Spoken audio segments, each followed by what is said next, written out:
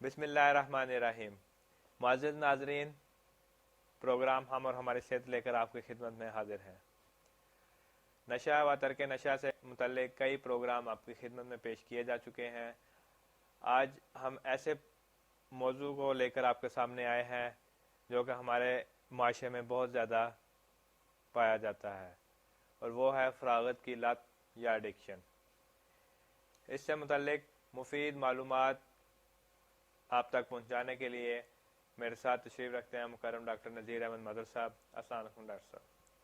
Doctor صاحب، فی زمانہ سب سے بری اور خطرناک لت یا ایڈکشن، اس کے بارے میں بتائیں کہ کیا ہے؟ بسم اللہ الرحمن الرحیم۔ ایڈکشن تو اور بھی بہت ساری ہیں، لیکن جیسے تمباکو نوشی ہے یا اوپیم پاپی کے بعض مشتقات ہیں، ماخوذات ہیں، ان کا استعمال ہے، بڑی شد و مت کے ساتھ استعمال ہو رہا ہے۔ لیکن آج جس موضوع پہ ہم بات کرنے لگے ہیں وہ ہے فراغت کی لت۔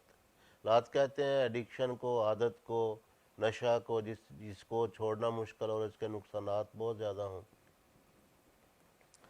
تو یہ ایک ایسی لت ہے فراغت کی کہ یہ گویا کے بعض بزرگوں نے لکھا ہے کہ یہ جتنی بھی دیگر لتیں ہیں، جتنے بھی دیگر اس قسم کی برے مشاغل ہیں، ان کی یہ سردار ہے فراغت۔ اور بعضوں نے تو یہاں تک بھی لکھا ہے کہ قتل سے بھی بڑھ کر یہ ایک بری خصلت ہے، کیونکہ جب انسان فارغ ہوتا ہے تو اس کو کوئی نہ کوئی شیطانی خیال ضرور آتا ہے۔ رحمانی خیالات، رحمانی پروگرام کم ہوتے ہیں، شیطانی زیادہ ہوتے ہیں۔ اسی لیے جو انگلش کا ایک محاورہ ہے، an idle man's brain is a devil's workshop. An idle man's brain is the devil's workshop. اس کا ترجمہ یہ ہے کہ ایک جو بیکار اور فارغ انسان کا دماغ ہوتا ہے وہ شیطانی خیالات کا کارخانہ ہوتا ہے، کیونکہ جب انسان فارغ ہوتا ہے تو اس نے کوئی نہ کوئی منفی سوچ ہی سوچنی ہوتا ہے، کوئی منفی پروگرام بنانا ہوتا ہے۔ تو اس کی تفصیل بہت لمبی چوڑی ہے۔ تو اگر فراغت کو مصروفیت سے بدل دیا جائے تو اس کے نتیجہ میں ہمارے بہت سارے مسائل حل ہو جاتے ہیں۔ جہاں لوگ فارغ ہوتے ہیں وہاں چغلی، غیبت اور اس طرح کر کے مل کے جب فارغ لوگ بیٹھتے ہیں تو اس طرح کے پروگرام بناتے ہیں جن کا وہ اونٹ سے اونٹ تیری کون سی کل سیدھی، ان میں کوئی اچھا پہلو نہیں ہوتا۔ تو اس لیے یہ بالکل درست ہے، اس میں کوئی مبالغہ نہیں ہے کہ سب لتوں کی اگر کوئی ماں یا کوئی سردار ہے تو وہ فراغت کی لت ہے۔ ڈاکٹر صاحب، فراغت اپنی ذات میں کیسے لت یا ایڈکشن کی حیثیت رکھتی ہے؟ کیونکہ جو لوگ فارغ ہوتے ہیں، جن کو فراغت کی عادت ہو جاتی ہے، وہ اس کے ساتھ اس طرح چمٹ جاتے ہیں کہ ان کا کام کرنا ناممکن تو میں نہیں کہتا، لیکن انتہائی محال ہو جاتا ہے۔ ان کا ضمیر جو ہے اندر سے ان کو ملامت کرنا چھوڑ جاتا ہے، اور وہ چاہتے ہیں کہ بیٹھے بیٹھے ہی سارا کچھ ہو جائے، ہم امیر کبیر بن جائیں اور ساری دنیا کے آسائشات، سہولیات، سارا کچھ جو کچھ ہے ان کو بیٹھے بٹھائے مل جائے اور ہاتھ سے کچھ نہ کرنا پڑے۔ تو اس وجہ سے یہ ایک بہت خطرناک چیز ہے، اور اس کے لیے بہت کوشش کی ضرورت ہے، اور قلمی لحاظ سے اور ویسے حالات مہیا کرنے کے لحاظ سے خاص طور پر ہمارے ملک میں یہ جو چیز ہے یہ انتہائی خطرناک نتائج پیدا کر رہی ہے۔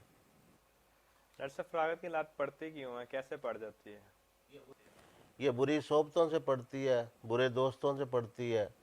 اور اس میں ماں باپ کے غلط لاڈ پیار کا بھی دخل ہوتا ہے۔ ماں باپ یہ سوچتے ہیں کہ نہیں ہمارا یہ لاڈلا بچہ ہے تو یہ کچھ نہ کرے، ہم ہی کریں گے، اس کے اوپر کوئی ذمہ داری نہیں ڈالیں گے، دینی ماحول میسر نہیں کریں گے، اس کو کسی دینی مجلس سے اٹیچ کر دیا جائے، کوئی دنیا مشاغل جو ہوں پازیٹیو قسم کے ان کے ساتھ اس کو اٹیچ کر دیا جائے تو اس کو مصروف رکھا جائے، کیونکہ انسانی ذہن چاہتا ہے کہ اس کو مصروف رکھا جائے، اگر مصروف نہیں رہتا تو وہ بالکل برباد ہو جاتا ہے۔ تو والدین کا بھی اس میں کافی قصور ہوتا ہے۔ ہماری سوسائٹی میں ایک یہ مصیبت ہے کہ ہم سمجھتے ہیں کہ ہماری ذات پات، خاندان، نسل، قوم اس لحاظ سے یہ کام گھٹیا ہے، حالانکہ کام گھٹیا کوئی بھی نہیں ہوتا، سارے کام ہی معزز ہے۔ فراغت ہی سب سے جو ہے نا بے عزتی والی بات ہے۔ تو وہ بس سٹیٹس ہی ڈھونڈتے رہتے ہیں، جب سٹیٹس نہیں ملتا تو وہ خود ہی حوصلہ شکنی کرتے ہیں بچوں کی، یا بعض ایسے ذرائع ہوتے ہیں آمد کے کہ مثلا کوئی باہر گیا ہوا ہے، کوئی اور سورس ہے تو وہاں سے انکم آ جاتی ہے، تو پھر کام کرنے کی کیا ضرورت ہے؟ کام کرنے کا تو کسی کو بھی دل نہیں چاہتا کہ اپنا جسم توڑوائے، وہ چاہتا ہے بیٹھے بٹھائے سارا کچھ ہوتا رہے۔ تو یہ باتیں ہیں جو انسان کو فراغت کی طرف دھکیلتی ہیں، انسان نکھٹو ہو جاتا ہے اور نکھٹو پن کی اس کو عادت ہو جاتی ہے، اور اس جمود کو توڑنا اور اس کو جو اس کی ایک عادت ہے سستی کسل مندی کی، وہ اس کو توڑنا ایک انتہائی مشکل امر ہو جاتا ہے، ناممکن نہیں ہے، بل اس میں کوششوں کی ضرورت ہوتی ہے۔ کیونکہ تو یہ ثابت ہوا کہ ایک زہر آلود زندگی ہے فراغت کی، تو ڈاکٹر صاحب اس سے بچنے کے لیے کیا کرنا چاہیے؟ آپ کیا کہیں گے اس بارے میں؟ اس سے بچنے کے لیے بہت سے اقدامات کی ضرورت ہے۔ بے شک جس طرح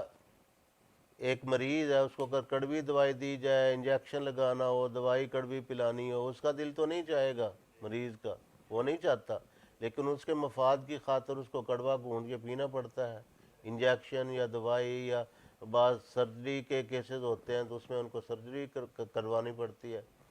بالکل اسی طرح جو فارغ لوگ ہوتے ہیں ان کا یہ جو سلسلہ ہے اس کو ختم کرنے کے لیے ان کو تکلیف تو ہوتی ہے، جیسے کسی بچڑے کو ہم بڑا کرتے جائیں، بیل بنائیں، تو جب اس کو پہلے جوتیں گے تو وہ تو ادھر ادھر کافی کوشش کرے گا کہ اس کی جان چھوٹے، اور شروع میں کافی مسئلہ، بعض لوگ بتاتے ہیں کہ کافی عرصہ یہ مشکل پیش آتی ہے، لیکن آہستہ آہستہ جب اس کو جوتتے رہیں تو پھر وہ اس چیز کا عادی ہو جاتا ہے۔ پھر وہ اس قدر، بعض لوگ دیکھے ہیں جو نکھٹو تھے، جب ان کو محنت کی عادت پڑ گئی اس قدر وہ اس کے عادی ہو گئے محنت کے، وہ جس طرح غالب نے کہا نا کہ غم غلط کرنے کو بھی رنج و محن یاد آیا، کہ ان کو اپنے غم اور دکھ بلانے کے لیے بھی ان کو وہ جو اپنا رنج و محن کا وقت تھا، محنت کا وقت تھا، وہ ان کو یاد آیا، دل بہلانے کے لیے بھی گویا کہ ان کو جو ہوتا ہے نا، بعض محنتی لوگوں نے لکھا ہے کہ ان کو محنت کرنے سے ایسی سکون اور راحت نصیب ہوتی ہے کہ جو ان کو فراغت کی زندگی میں بالکل بھی میسر نہیں تھی آتی۔ یہ ایک عادت کی بات ہے، پہلے وہ اس کے عادی ہوتے تھے، ان کو اس چیز کی ایڈکشن تھی، جب وہ محنتی ہو گئے۔ مثال کے طور پر ایک شخص کا واقعہ میں نے پڑھا ہے، وہ فارغ آدمی تھا، اس نے کوئی کرائم کیا، جرم کیا، اس کے نتیجے میں اس کو 14 سال قید با مشقت کی سزا ہو گئی۔ وہ 14 سال تک رہا، اور وہاں اس کو ایک تو غذا جس طرح کی ملتی تھی رف قسم کی، دوسرا پھر اس کو مشقت کرنی پڑتی تھی، اور اس کو 1-2 مٹھی روزانہ کچے مٹر کھانے پڑتے تھے۔ ایک تو وہ فارغ چونکہ پڑا رہتا تھا، قبض کا پیشنٹ تھا، تو دوسرا یہ جب کچے مٹر کھانے پڑے، نیچرل ڈائٹ اس کو زبردستی کھانی پڑی مٹروں کی شکل میں، تو ایک تو اس کا قبض جاتا رہا، پھر اس کو محنت کرنی پڑی، اور اس محنت کی زندگی سے اس کو اس قدر سکون محسوس ہوا کہ جب 14 سال پورے ہو گئے، اس کی جو سزا تھی پوری ہو گئی، تو اس کو عدالت کی طرف سے حکم ہوا کہ تم جا سکتے ہو، تمہاری قید پوری ہو گئی۔ وہ کہنے لگا مجھے اس جو ہے نا یہاں کی بے شک یہ جیل کی زندگی ہے، مجھے اس میں ایسا لطف محسوس ہونے لگا ہے محنت کی زندگی سے، مشقت کی زندگی سے، کہ مجھے اب یہاں کوئی سروس دے دے میں جانا ہی نہیں چاہتا۔ ڈاکٹر صاحب کیا فراغت سے ذہنی، نفسیاتی و بدنی عوارض لاحق ہو سکتے ہیں؟ اس سے ذہنی بھی عوارض لاحق ہوتے ہیں، بدنی بھی ہوتے ہیں۔ ذہنی تو یہ ہے کہ جو بندہ ہر وقت منفی سوچ میں مبتلا رہتا ہے وہ ذہنی طور پر بیمار ہو جاتا ہے، اس کو اعصابی تناؤ کھنچاؤ اس طرح کی چیزیں، منفی سوچ، منفی پروگرام، اور پھر اس کے نتیجے میں چونکہ اس کے پروگرام اس طرح کے ہی ہوتے ہیں، اس کو پھر خواب آور سکون آور دعا، اس کو سکون نصیب نہیں ہوتا، پھر وہ خواب آور سکون آور نشہ آور ایسی چیزوں کا سہارا لیتا ہے، یہ اس کو مزید اس کے لیے ایک خطرناک چیزیں ہوتی ہیں، اس کو اور مریض بناتی ہیں، پھر اس کو کوئی اچھا نہیں سمجھتا، معاشرے میں اس کو اچھا فرد نہیں سمجھا جاتا، ان کے تانے اور اس طرح کر کے، اور پھر ہمیشہ وہ جیب سے بھی خالی رہ، جب کام کرنا ہی کچھ نہیں تو جیب بھی ظاہری طور پر ظاہری بات ہے کہ خالی ہوگی، جب جیب بھی خالی ہوگی اور ویسے بھی نکمہ بھی ہوگا، سونے پہ سہاگا، تو اس کے نتیجہ میں پھر اور بھی یعنی ہر روز جو اس کا ہوتا ہے نا کوئی اس کو ذہنی طور پر کوئی جھٹکا لگتا ہی رہتا ہے، پھر بدنی طور پر جب اس نے پڑا رہنا کرنا کچھ نہیں ہے تو بدہضمی اور گیسز اور قبض اور اس طرح کی جو کئی ایک دوسری بیماریاں ہیں، وزن اس کا بڑھ جائے گا۔ جو فارغ آدمی ہوتا ہے اس کو ہر وقت اور تو مصروفیت ہوتی کوئی نہیں، اس کا ہر وقت کھانے کی طرف دھیان ہوتا ہے، جب زیادہ کھائے گا تو وزن بڑھے گا، جب وزن بڑھے گا تو وزن کی زیادتی یا موٹاپا ایک ایسی چیز ہے جو بیماریوں کا سب سے بڑا سبب ہے، تو بیماریوں کا گھر بن جائے گا۔ ڈاکٹر صاحب معاشرتی طور پر کیا کیا برائیاں پیدا ہو جاتی ہیں خاص طور پہ؟ معاشرتی طور پر ایک تو اس کے گھر سے ہی لیتے ہیں کہ گھر کے افراد اس کو اچھا نہیں سمجھتے، شروع میں تو لاڈ پیار ہوتا ہے لیکن لاڈ پیار بعد میں ختم ہو جاتا ہے اور اس کو ایک نہ قابل نفرت انسان سمجھا جاتا ہے اور اس سے حقارت کی جاتی ہے، اور پھر چونکہ اس کا ذریعہ معاش کو نہیں ہوتا جس سے وہ کچھ لیتا ہے اس کو واپس نہیں کرتا، اس کو دیں دیں کی عادت پڑ جاتی ہے، اور پھر فراڈ چکر جھوٹ اس طرح کر کے پھر باتونی بہت ہوتا ہے، وہ باتوں باتوں میں تو ایسے خود کو ظاہر کرتا ہے کہ جس طرح دنیا کا امیر ترین شخص ہے، حالانکہ وہ اندر سے بالکل خالی ہوتا ہے، تو وہ معاشرے میں بدنام ہوتا ہے، رسوا ہوتا ہے، اور پھر اس کا کردار بھی کچھ اس طرح کر کے واقع ہوتا ہے کہ جو فارغ آدمی کا میں بتا چکا ہوں کہ اس کی سوچ منفی ہوتی ہے، جب انسان سب سے پہلے تو انسان کے ذہن میں ایک سوچ پیدا ہوتی ہے نا، پھر اس سوچ کے اوپر عمل بھی کر گزرتا ہے، کئی ایسے کام ہوتے ہیں جو جب فارغ ہوتا ہے تو ان کے بارے میں پہلے ذہنی پلاننگ کرتا ہے، پھر اس کی سوسائٹی اور مجلس ایسی ہوتی ہے کہ اس کے نتیجے میں ان کے اوپر عمل بھی کر گزرتا ہے، اور اس کے نتیجے میں پھر اور بھی معاشرے میں مسائل پیدا ہوتے ہیں، معاشی تو اس کی حالت پہلے ہی تباہ ہوتی ہے، جب معاشی حالت تباہ ہوتی ہے تو معاشرتی حالت بھی اس کی خراب ہو جاتی ہے۔ ڈاکٹر صاحب بیکاری کی لت لمبا عرصہ بیکار رہنے سے بھی پڑتی ہے، کسی کے پاس کام نہیں ہے وہ بیکار پڑا رہا ہے تو اس سے بھی بعد میں جب اسے کام مل بھی جائے پھر بھی وہ فارغ رہنا پسند کرتا ہے؟ وہ فارغ رہنا اس لیے پسند کرتا ہے کہ اس کی عادت کا ہے کہ جس طرح میں نے بتایا نا کہ اگر محنت کی عادت پڑ جائے تو انسان چاہتا ہے کہ وہ محنت ہی کرے، اس کو محنت کے بغیر اس کو چین ہی نصیب نہیں ہوتا، اسی طرح جو فارغ آدمی ہوتا ہے جب اس کو فراغت کی عادت پڑ جاتی ہے تو جتنا مرضی اس کو کام پہ لگائیں وہ پھر کام چھوڑ چھاڑ کے ہیلوں مہانوں سے آ جائے گا، اور لیٹنا سونا،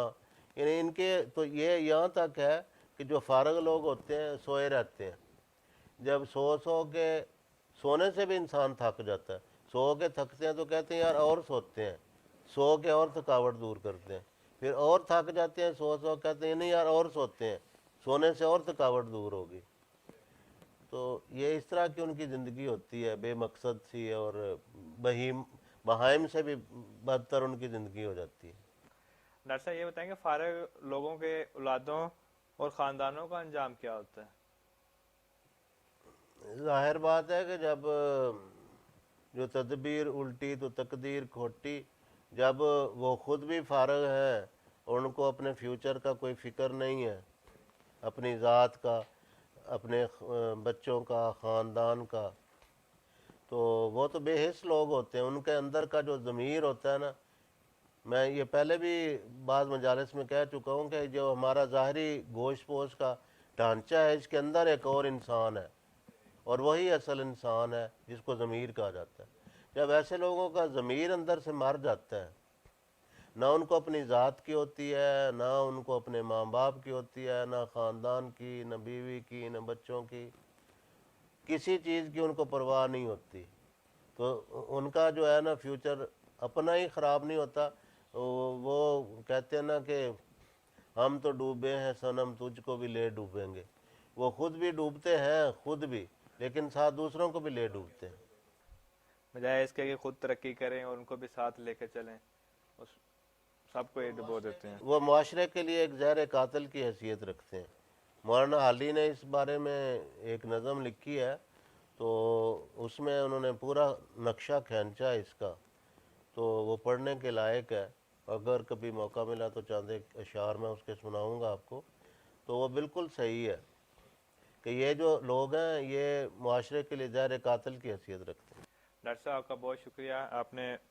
فراغت پر بہت اچھی اور مفید معلومات ہمارے ناظرین تک پہنچائی ہے. امید ہے کہ ناظرین بھی اس سے استفادہ حاصل کریں گے. ناظرین اسی پر آج کا پروگرام ختم کرتے ہیں، آپ سے اجازت چاہتے ہیں. السلام علیکم ورحمۃ اللہ وبرکاتہ.